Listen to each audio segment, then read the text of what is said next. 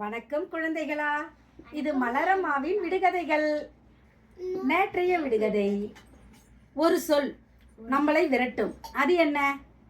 போ. உனக்கு இன்னைக்கு கதை வேணுமா? உனக்கு நான் கதை சொல்றேன். தெனாலிராமன் கதை சொல்றேன். ஒரு வாட்டி தெனாலிராமன் அரசவைக்கு வந்தாரு. அப்போ அந்த ராஜா கிட்ட வந்து, நடப்பதெல்லாம் நன்மைக்கே அப்படின்னாரு. சரி, ராஜா இல்ல என்ன தெனாலிராமா, இன்னைக்கு எல்லாருமே நடக்கதெல்லாம் நன்மைக்கே அப்படின்னு கேட்டாரு. அப்போ சரின்னு சொல்லிட்டு ராஜா என்ன பண்ணாரு, ஒரு ஆப்பிள் எடுத்து கட் பண்ணாரு. கட் பண்ணும் போது கையை அப்படியே கட் ஆயிடுச்சு, ரத்தமா வருது. நடப்பதெல்லாம் நன்மைக்கே அப்படின்னாரு. அப்போ என்ன பார்த்து, என் கை கட் பண்ணா நடக்கிறது நன்மைக்கா, இவனை எடுத்துட்டு போய் சிறையில போடுங்க அப்படின்னு காவலாளி கிட்ட சொன்னாரு. உடனே இதுவும் எனக்கு நன்மைக்கே அப்படின்னாரு பாரு. அப்போ ராஜாவுக்கு கோபம் வருது. இவர் கடுங்கால் சிறையில போடுங்க, வெளியே வராதபடி அப்படின்னோன்னு எடுத்துட்டு போய் ஜெயிலில் போட்டுடுறாங்க. தெனாலிராமனை போட்டு இவர் காட்டுக்கு போயிட்டு வேட்டையாட காவலாளிகளெல்லாம் கூட்டு போறாரு. காவலாளிகள்லாம் போயிட்டு வேட்டையாடிக்கிட்டே இருக்கும் பொழுது அந்த சைடு மலைவாசிங்க வராங்க.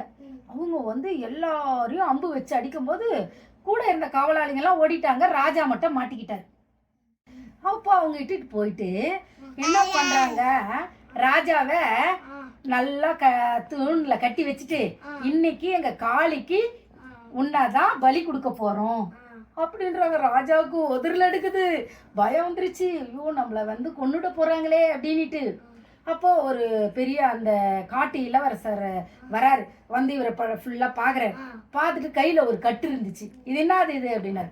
எனக்கு விரல் கட் ஆயிடுச்சு, விண்ணம் பட்டவங்கள காளிக்கு நாங்க பலி கொடுக்க மாட்டோம், நீ ஓடிடு அப்படின்னு கயிறை கட்டிட்டு ராஜா தலை தெறிக்க ஓடியாந்து, முதல்ல போய் தெனாலிராமனை போய் பார்க்கணும். தெனாலிராமா, நீ சொன்ன மாதிரி என் கை கட்டானது நன்மைக்கு தான் அப்படின்னாரு. பார்த்தீங்களா, எல்லாமே நன்மைக்கு தான் அப்படின்றாரு. சரி, எனக்கு கை கட்டாயிடுச்சு, அதனால என்னை கொல்லலை.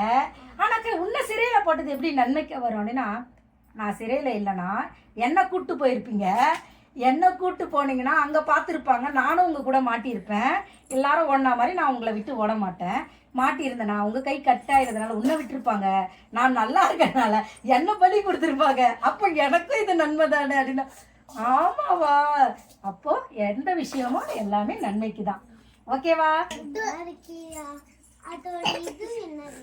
என்னன்னா, எந்த ஒரு விஷயம் எடுத்தாலும் நன்மைக்காக தான் நடக்குது அப்படின்றத நம்ம புரிஞ்சுக்கணும்.